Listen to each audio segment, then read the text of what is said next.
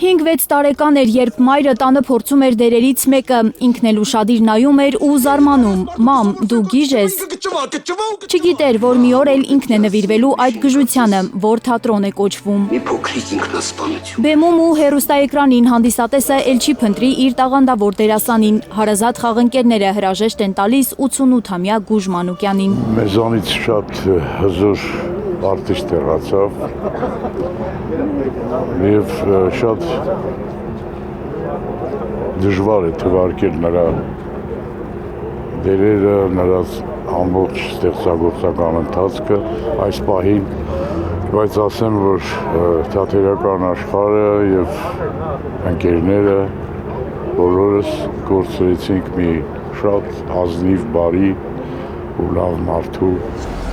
Ես բախտ եմ ունեցել անձամբ իր հետ աշխատելու, հենց առաջին իսկ օրվանից իմ թատրոն մտնելուց, թատրոն սիրող, թատրոնով զբաղվող կոլեկտիվում աշխատող մարդը շատ կարևոր է, որ լինի հենց այնպիսին, ինչպիսին Գուժ Մանուկյան է։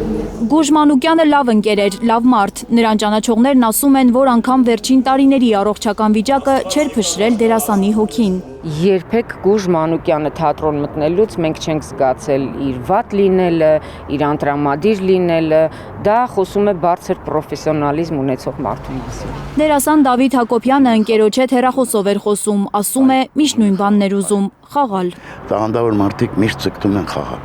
որովհետև տաղանդավոր մարդու համար կարևորը ոչ թե պարզապես խաղալն է։ Մեջակ դերասանի համար դա նշանակություն չունի, ինքը չի ապրում դա։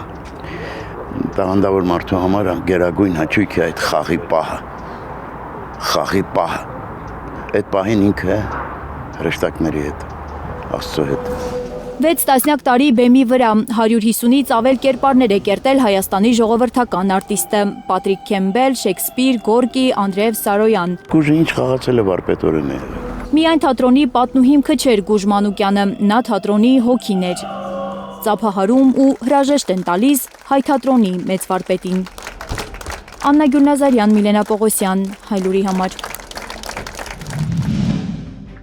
Հայաստանում և աշխարհում տեղի ունեցող իրադարձությունների մասին առաջինը իմանալու համար բաժանորդագրվեք մեր ալիքին, սեղմեք զանգակը, որ բաց չթողնեք ամենակարևորը, ամենահրատապն ու հետաքրքիրը։